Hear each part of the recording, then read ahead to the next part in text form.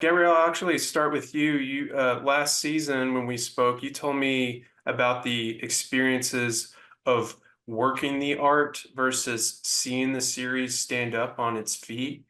If Mhm. you've gotten the chance to see this season up on its feet, what was it like to see it stand up on its feet, and how would you kind of compare all of what it explores, the ideas of this season, the growth of it compared to seeing it stand up on its feet last season? For me, this season felt like last season was kind of like the setup, right? It was just kind of Mhm. here we are, we've got this life potential card that's printed out for us. Some people like a Dusty aren't really on board with it. And others are kind of like very excited, like the principal's out buying motorcycles. And then people like Cass are kind of shunning away from it a little bit, like, oh, she's a little timid about it. And then in season two, once we see this one with like blue dots on her back, and she's like, well, the machine's never asked that before. We're like, wait, what are you talking about? What are you talking about, bartender lady? So then it's like season two, now the machine is showing us actual visions. Mhm. So as a fan of the show, season two was just like, oh, I've got questions answered. I'm getting a little backstory, a little bit more information, but now I've got new questions that are coming up, and then it leaves me on this cliffhanger. So I think from a journey of going into season two, I felt very fulfilled as a Mhm. viewer that it was kind of getting hitting all the buttons as far as there were elements from season one that were still present and being talked about and answered and discovered and explored. But then there were new elements to also dive into to not make it get stale. So I think to watch the art on its feet for season two to me was very exciting, a little bit on edge at times with some of your seeing these new couplings of certain people and uncouplings of other people. So it's just kind of like, but wait, I'm familiar with this. But that is what the Morpho does. It kind of comes in and it disrupts familiarity. It disrupts, the status quo and the norm of Deerfield.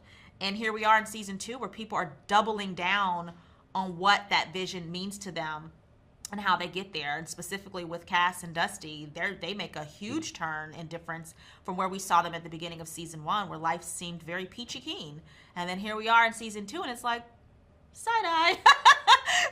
Take a moment, let's figure this out. But what I love is that it's never in a space of negativity. It's actually Mhm. trying to better yourself as an individual to improve yourself as a relationship. So I think all intentions are good, but sometimes, we take that risk, and sometimes it plays in our favor, and sometimes it doesn't. So I think watching the show was very much a pins and needles, like, what's going to happen?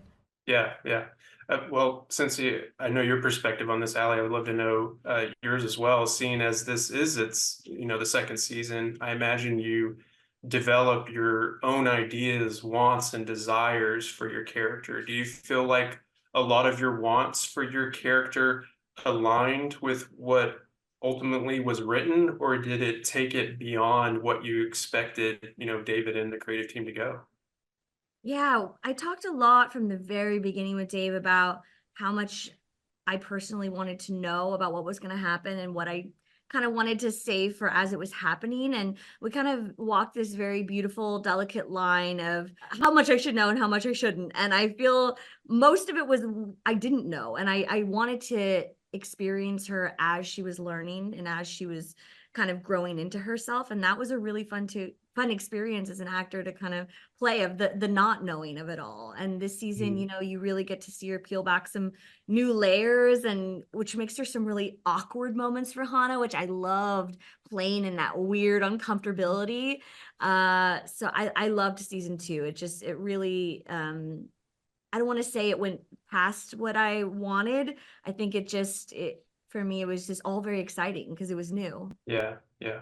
One of my favorite episodes this season is an episode involving a glamorous night out among the ladies. Yes. I'm curious about because there's a moment that I really loved where Cass is doing something or listening to something, and then Hannah's like, I'm not familiar with this at all. And it's like, oh, well, we'll teach you. I'm curious about the things that you each have taught each other. Like, what are some of the things that through your knowing each other that you're like You don't know about this? It's a good question. I learned one of the things I learned, and I don't think we're teaching each other's lessons, Yeah. but the ability to like enjoy downtime, like because it's refueling self. Like I know there was a time we did like the golf trip, like the to the hotel with the golf and all that stuff. Yeah, like really, I was like, yeah. oh my gosh, that's so cool and like adventurous, because I'm like, to me the adventures were already in Atlanta filming, but then you took it a step further and were like, no, let's expound upon this. And I was like, that is such a thing I want to add to my bucket list of like adding adventure to when I'm on location and doing things, because it really does help you kind of unplug a little bit and come recharge and then come back. So I thought that was such an awesome thing that you guys did. What I love about working with Gabby is so sometimes I can have a hard time like in new situations, like learning how to like speak up in the moment for what I am thinking. And I was always so impressed by you because like you would say something or you'd speak up for yourself and others, and I think that's so admirable, and it really made me want to be like, oh yeah, if I have a question, I should just say it in the moment, you know, because sometimes you're just like, oh, your new environment, should I say something or should I not? And I loved how much of a leader you were on set for us. Yeah, it's amazing. What would be your ideal self-exploration 6-week vacation from your responsibilities look like?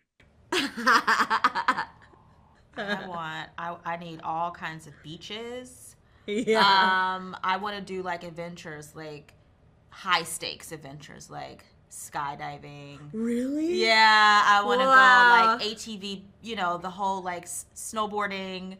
Like I want to do all of the things. Go on I've gone on one before, but I would want to do even bigger like safari trip. Like to me, I would want something that's just jam packed with like life experience and adventures. That's outside of the norm of a vacation where I would normally be just eating and lounging. I want like 6 weeks to me to just go and just like go hard on like adventure. I love this for you. I'm the opposite. I'm like, I want 8 hours of binge watching reality competition shows. Been very into that lately. Like old seasons of Survivor. Like I would want to watch you do all the ATVing and just be eating snacks, watching Gabby on live stream do crazy things. That's my idea of relaxation. Well, we'll make our own reality show. I'll go to the adventures. You sit at home, eat the snack. Great. And do the play-by-play for the people. I'm so happy. As I'm this close to like ending my life multiple times. Yeah. I know we're just about out of time, but I wanted to ask about this.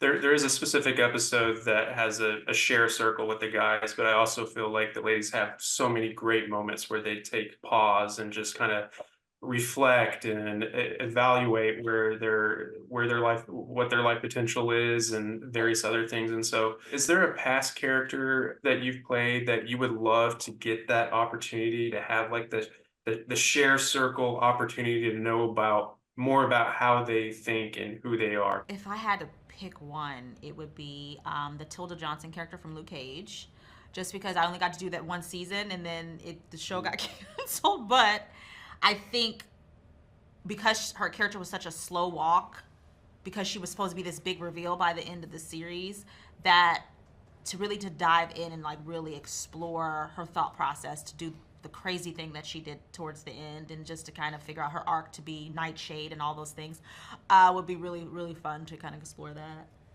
Yeah, I think for me, I did a movie a couple of years ago, or a year ago, called Shortcomings, that just came out on streaming. And if the title says anything, it's about 3 people who have some sort of major flaw or shortcoming. And a lot of people really have a lot of questions about my character and her motives and why she would do such a thing. And I always want to stand up for her, that she is a human. But I also would want to sit her down and be like, could we have handled that differently? Like, if we were to go back again, would we have made the same mistake? So having that little share circle with my character Miko, would definitely probably be helpful for her to make better decisions in the future.